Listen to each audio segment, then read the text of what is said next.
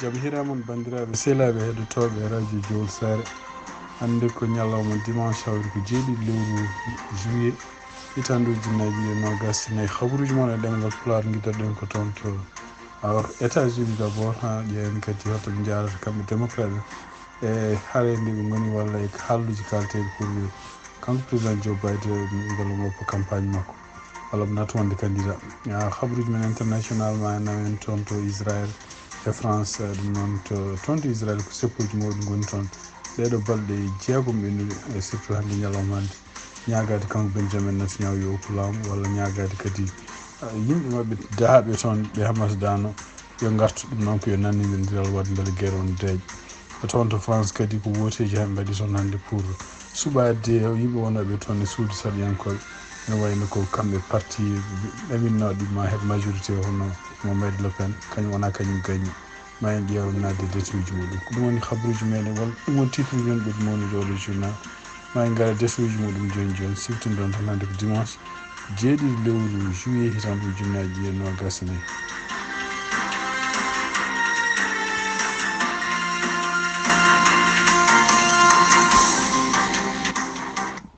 bandiraɓe sehlaɓe heɗotoɓe radio Diol Sare ɓe mbiɗen ni habaruji men puɗɗoɗen ko États-Unis ɗum noon ko ƴewode wiyetede béril oɗo saaha joni en huccitani leyɗele gonɗe hakkude Amérique ɗum noon leyɗele en jeeya hen Michigan, Indiana, Illinois e Ohio. ɗum noon ne wayno ko nduɗo hendu ndu bonni no fewi toon to diwan Florida to wonno e Texas ene wayno ko won nokkuji ɗi mbaɗi tooɓo ngo heewi tellement ko ha won guure wonti hen kadi nokkuji ɗo lumbete noon ene wayno kadi wontodu rewi kadi momtata kala ko wonno ɗon ko darino ko wawi wonde fof ene wayno ko hawnaki altine janggo hendu ndu walla ƴiwonde ma tine ɗo e Ohio e diwan Indiana e Kentucky. Habaruji men toon to États-Unis hande toon to politique ene wayno ko kanko président Joe Biden hande ene wayno ko yimɓe démocrate puɗɗo hewde noddoɓemo pour yo woppu hankkadi yo nattu wonde candidat. ɗum noon ene wayno hande oɗo ɗo jahaten ɗo joni yettima ken wona sappo e goho neɗɗo taw ko guila e sénateur uji ha e représentant ji wonɓe toon to Washington. ɗum noon ene wayno ko kanko Tim Jeffrey ɗum noon ko kanko woni gardiɗo suudu représentant ji taw ko kanko woni adjoint Mike Johnson. ene wayno kanko hoore makko noddino hannde yimɓe démocrate en wonɓe toon sous représentant pour beele heɗade ɓe kadi ƴewde beele mo usta tension ngaji gonɗi oɗo saaha joni kono ene wayno ko yimɓe continoɓe noddude wonde ko continoɓe ñagade wonde kanko président Joe Biden yo nattu wonde candidat enen ɓeydo hewde ɗum noon a ƴewete ko ɗo e janggo walla ko way noon hawnaki kadi ɗum ɗon oɗon pression ma ɓeydo hewde. kanko Tim Jeffrey noon gardiɗo démocrate en toon to suudu représentant ji a yidara ala ko haali hen taw o haalani wonde ko est ce que Joe Biden foti heddade walla ne foti oppude. ɗum noon ko siftindon tan fawi koye makko kanko président Joe Biden. ɗum ɗo fof noon ari ko caggal nde wadduno e débat ñanden e kanko e Donald Trump ene wayno oɗon débat jamma ko débat kulɓiniɗo o ɗaminno kadi ko caggal ɗum so ari jokkodiri won télévision ngaji won radio ji won surtout ñande aljuma ɓennuɗo hawnaki ɗum ɗo foof ma ustu toke gonɗe hen kono noon ene wayno hay entretien mo wadde e ABC ñande aljuma nde ala ko nefi hen bon pratiquement won haalluji no haallirta walla wonno jaborto won namde won ene wayno yimɓeɓe beltaki hen e caggal muɗum kadi won entretien mo wadduno e télévision radio goto taw ko radio ɓaleɓe ɗum noon kadi yitama wonde oɗon animatrice gonɗo toon ponnoɗo pose question ngaji namdade mo wi wonde ko yimɓe makko kanko conseil ji makko kanko président Joe Biden ko ɓen neldi ɗum namde holko foti namdade ɗum ɗo fof noon wona noon foti yarude. ɗum noon donc ene wayno hawnaki ne fada ɗo e 48 heures hawnaki so tawi pression ne ɓeydo e makko président Joe Biden pour ƴewde holko waɗata pour ƴewde est ce que ɗum ɗo en jogorani fejjude démocrate en so yaltani walla même so tawi o yalti hol jogorɗo lomtade mo. habaruji men international gueɗoɗen d' abord ko toon to France ene wayno ko hande woni woteji mabɓe kadi ɗum woni deuxiéme tour ɗum noon ko ƴewde wonoɓe toon assemblée mabɓe national walla parlementaire uji ene wayno ko ɗaminno ko ñanden ko premier tour nde waɗi nde hono kamɓe mbiyata rassemblement national parti mo Marie Le Pen en ma gagne pour majorité heɓde ardade laamu toon to e France. ɗum no siftinde on tan ko kanko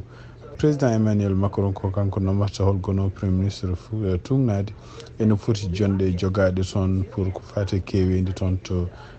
surtout sarɗiyankoɓe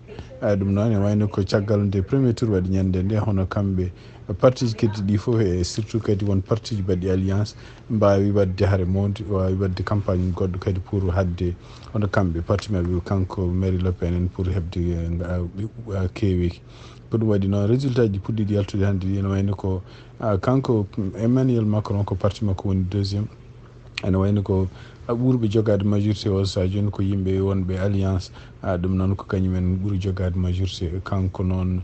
Marie Le Pen ko kanko ari troisiéme oɗo sa joni ne wayno ko seppoji nan toon walla kamɓe kam toon to nokku mabɓe to ene kamɓe rassemblement national eɓene kolli mettere mabɓe no fewi wonandi pourquoi ɓe gagnaki e pour mabɓe kadi ene wayno koye moɓe ɗamino no wona premier ministre o kañum woori mum waɗi noddago walla waɗi haal metti ko seeɗa wiide wonde ko yimɓe ɓe ganduɗa parti laamiɗo ko kañumen mbaɗi campagne pour hadde yimɓe votande ɗumen e gueɗe mbaɗ noon ɗum noon ko ɗum woni ko ɗuminte ko ɗum woni ko haalte oɗo saaha joni donc ene wayno parti gonɗo à gauche biyeteɗo nfp kañum dañi oɗo saaha joni kene ɓuura temedde ɗiɗi siége hono kamɓe noon parti emmanuel macron ɓe jarata taw ɗo ɓe jarata ko temedere capanɗe jeeɗiɗi e nayyi siége hono ko parti renaissance walla rassemblement national mo Marie Le Pen kañum yarata oɗo saaha joni koye temedere capanɗe joyyi hunde kono bon siftinde on toon to france hono kamɓe suudi sarɗiyankoɓe fof ko temedde joyyi capanɗe joyyi jonde woni toon donc pour neɗɗo gagnade majorité il faut daña temedde ɗiɗi e capanɗe jeetati e jeenayyi donc il faut que parti goto daña temedde ɗiɗi e capanɗe jeetati e jeenayyi ɗum woni daña majorité oɗo saaha joni noon sibabude hay goto mabɓe kamɓe ɗiɗo parti ji tati kalaɗe ɗo henna hay goto men heɓani ko kewendi mawdi ha kene yetto toon no wayno hawnaki kanko emmanuel macron waɗata ko kaldigal hakkude yimɓe surtout parti ji laamiɗi ɗi hon parti moɓe mbiyata front populaire walla parti on joguiɗo alliance e surtout ene konngol makko kanko edouard philippe mennoɗo woni premier ministre o wi wonde ko alay saago yimɓe surtout jeeyaɓe toon to rassemblement national mo Marie Le Pen il faut que yimɓe mabɓe kadi ko ɗum waɗi donc campagne mabɓe ɓennuɗo ɓe mbaɗi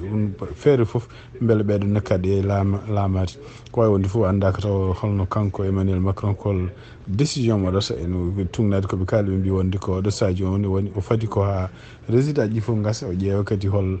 ɓe mbawi waɗirde coalition ha ɓe mbawa dañde premier ministre toon to france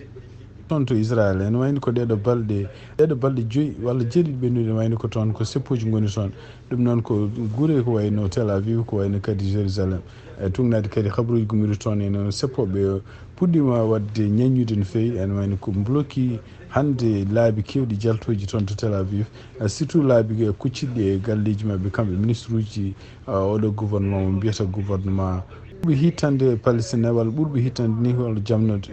jamno dañirte toon to gaza surtout e kanko premier ministre donc doole mabɓe goni wayno ko oɗo saaha joni mbi ko woni ko alay saago nanodiral dañe hakkude israel e gaza pour guerre o darto woni hen kadi mbi ko no wayno ko kanko benjamin netanyahu il faut que démissionne il faut que wotiji mbaɗe ɗum noon e jeeya en ɓeɗon yiyaɓe ne seppo toon ɓe yimɓe ɓe ganduɗa koreji mumen ha nde nangga toon walla koreji men mbara hen ni mbi wonde ko benjamin netanyahu hutorto ko si babude ɓeɗo nangga walla ɓe koreji men waraɓe pour wawde wadde personnel ɗoɓe mbiri ni e mbi wonde ko guerre o ala foof oɗo saaha joni gagni par ce que ne wayno ko haaletake tan kono noon soldateɓe israel naɓe maaɓe ɓe kadi ɗum foof ala justification ko wawi wonde fof seppoji ɗin continue won nanggaɓe ha heewi oɗo saaha joni toon to tel aviv e toon kadi e jérusalem ko jiida e ɗum ɗon ene wayno ko hande délégation gañoɓe nanno toon to leyɗele arabe surtout toon to qatar ɗum kadi ɓe jiiɗi kadi hono nanodiral ma beele en dañi wonande caggal nde kamɓe hamas ɓe mbawi hollude wonde ɓe jaaɓi won gueɗe ɓe jaaɓi ko ɓuuri hewde gueɗe kaalaɗe ɗe nanodiral ngal fuɗɗiɓe beele kamɓe israel naɓe goppa yimɓe palestine naɓe nanggaɓe toon to israel eɓe kadi kamɓe hamas eɓe gartira yimɓe ɓeɓe nanggunoɓe wuurɓe hen hawnaki won hewɓe maayi hen oɗo saha joni kono noon ene wayni ko heddi ɓuuɓe fof ne poti artirede heddo noon est ce que israel ne jogori dartinde guerre o si babunde wonde ɓe dañi ko wiyete cessez fof e tumnade konngol makko kanko benjamin netanyahu ha hande o wi wonde ko tant que ɓe jettaki annimo ɓe jogino aduna momtude hamas haala banggue rewo kadi toon to Gaza ene wayno ko hakkude frontiére mabɓe e Liban hariji kadi nan toon gummi o hakkude mabɓe kamɓe Israel e hezbollah noon ko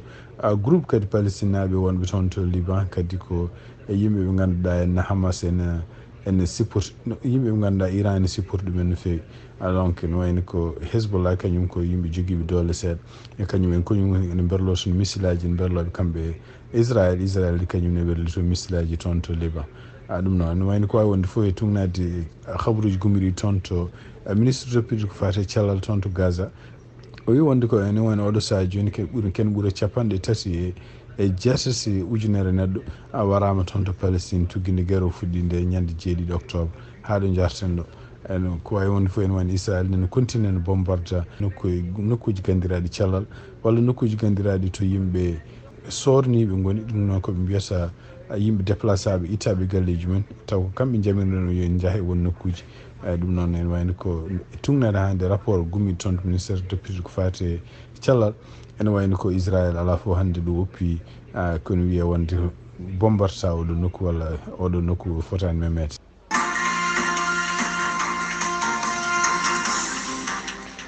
bandiraɓe sehlaɓe heɗotoɓe radio sar ko ɗum habaruji min jogonno on hannde e ɗemgal Pulaar